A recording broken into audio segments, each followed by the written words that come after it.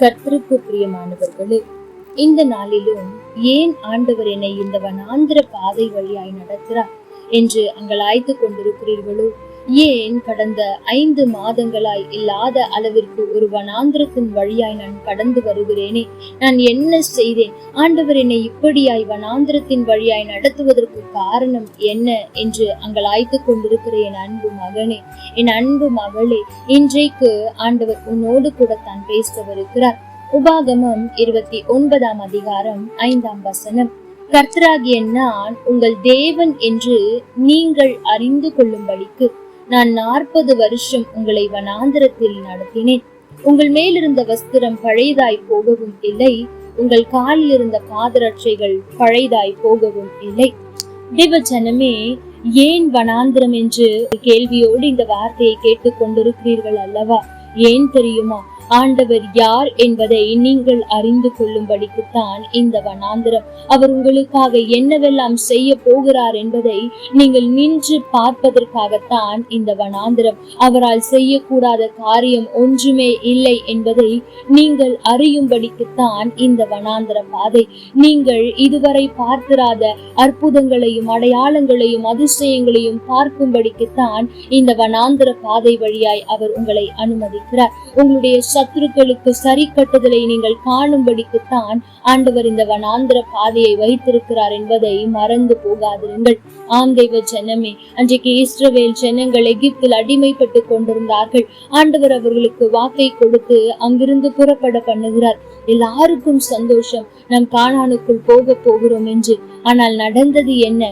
கானானுக்குள் போவதற்கு முன்பு ஆண்டவர் வனாந்திரத்தில் 40 வருஷம் அவர்களை நடத்தி கொண்டு போகிறார். ஆனால் அந்த 40 வருஷமும் அவர்களுக்கு ஒரு குறைவும் இல்லை.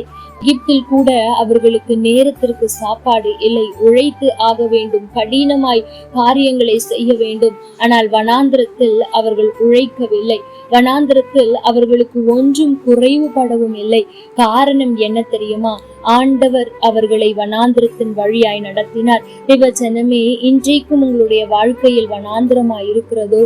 ஒன்றை சிந்தித்து பாருங்கள். இந்த வனாந்திரத்திலும் ஆண்டவருடைய நடத்துதல் உங்களுக்கு இருக்கும் என்றால் நிச்சயம் அந்த வனாந்திரத்தின் முடிவு ஆசீர்வாதமாய்த்தான் இருக்கும்.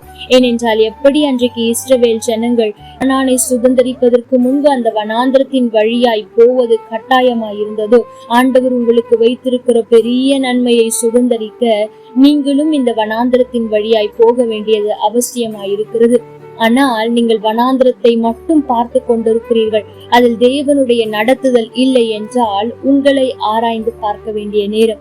நீங்கள் செய்த தவறு என்ன?